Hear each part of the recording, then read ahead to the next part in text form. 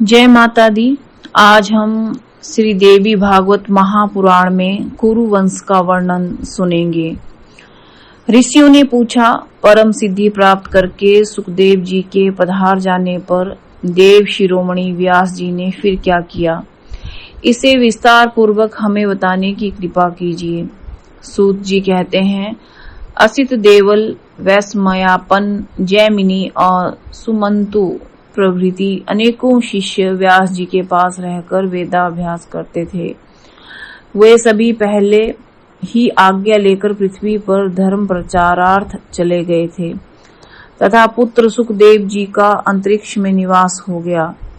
यह सब देखकर व्यास जी के मन पर शोक की घटा घिर आई। उन्होंने वहां से चलने का विचार कर लिया। इतने में उन्हें निषाद कन्या अपनी पुण्यवती माता सत्यवती याद आ गई। मुनिवर, व्यास जी उस पर्वत शिखर को छोड़कर अपनी जन्म भूमि पर आ गए। आकर निषादों से पूछा, पुण्यमयी माता कहाँ गई? उन सब ने उत्तर दिया, वह कन्या राजा संतनु को सौंप दी गई। फिर तो व्यास जी सरस्वती नदी के सुरम्य तट पर अपना आश्रम बनाकर तपस्या करने लगे। राजा शांतनु अपने प्रतापी नरेश थे। उन्होंने सत्यवती के गर्भ से 2 पुत्रों को जन्म दिया। महाराज शांतनु के प्रथम पुत्र का नाम चित्रांगद हुआ, दूसरे पुत्र का नाम विचित्रवीर्य था। राजा शांतनु के सबसे बड़े पुत्र महान प्रतापी भीष्म थे। कुछ समय के पश्चात भीष्म जी ने स्वयं राज्य को स्वीकार न करके चित्रांगद को राजा बनाया। एक समय की बात है, महाराज चित्रांगद विशाल वाहिनी साथ लेकर वन में चले गए। चित्रांगद अभी मार्ग में ही थे। इसी बीच चित्रांगद नामक गंधर्व ने उन्हें देखा और वे दोनों कुरुक्षेत्र नामक प्रसिद्ध स्थान में भयंकर युद्ध करने लगे। 3 वर्ष तक लड़ाई चलती रही। अंत में राजा चित्रांगद उस गंधर्व के साथ युद्ध में काम आकर स्वर्ग चले गए। समाचार पाकर भीष्म जी ने विचित्रवीर्य को राजगद्दी सौंप दी। अब सत्यवती कुमार विचित्रवीर्य युवा हो गए थे। भीष्म जी को अपने छोटे भाई के विवाह की चिंता लग गई। काशी राज के 3 कन्याएं थीं। सभी में शुभ लक्षण विद्यमान थे। राजा ने स्वयंवर की पद्धति से विवाह करने के लिए कन्याओं को उपस्थित किया था।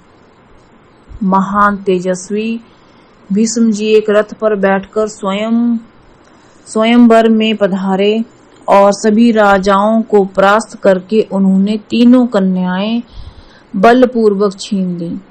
उन कन्याओं को लेकर वे हस्तिनापुर लौट आए। विवाह का सारा सामान एकत्रित कर लिया और अपने छोटे भाई धर्मात्मा विचित्रवीर्य का उन कन्याओं के साथ विवाह करने लगे।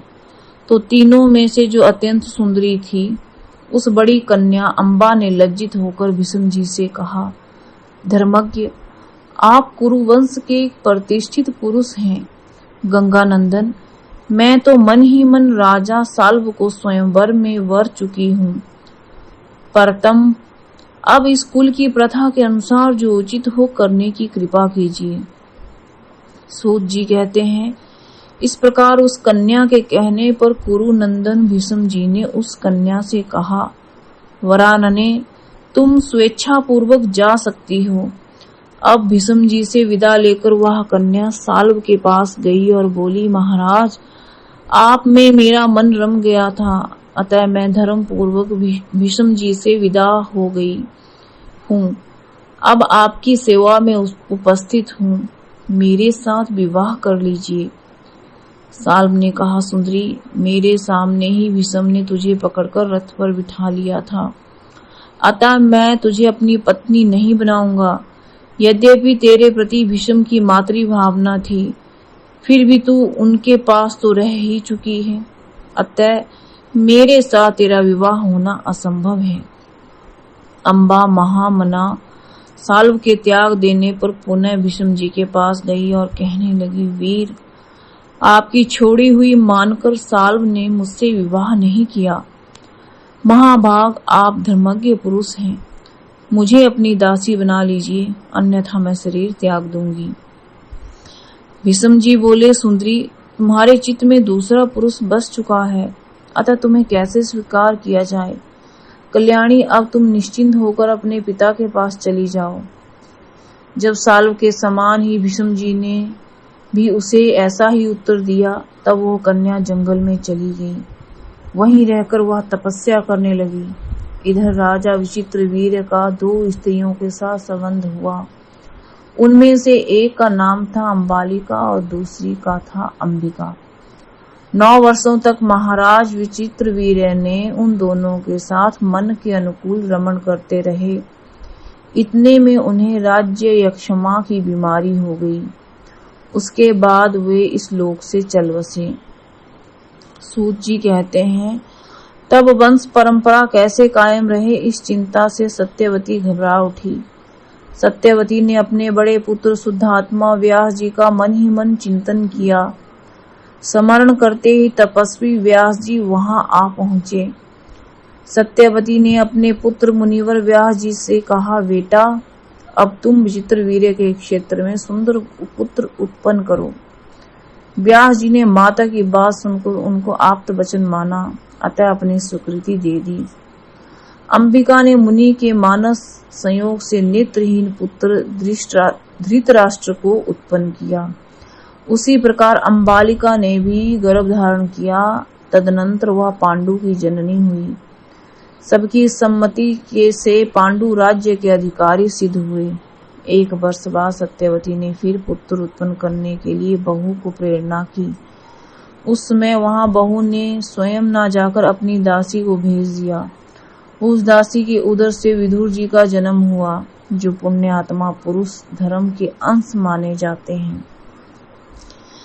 इस प्रकार व्यास जी के वंश की रक्षा के लिए धृतराष्ट्र प्रभृति 3 महान पराक्रमी पुत्र उत्पन्न किए। निष्पाप मुनियों, मैंने ययाति वंश से संबंध रखने वाली ये सभी कथाएं तुम्हें सुना दी हैं। श्रीमद् देवी भागवत का प्रथम स्कंध संपूर्ण। ओम तत्सत। जय मां भगवती।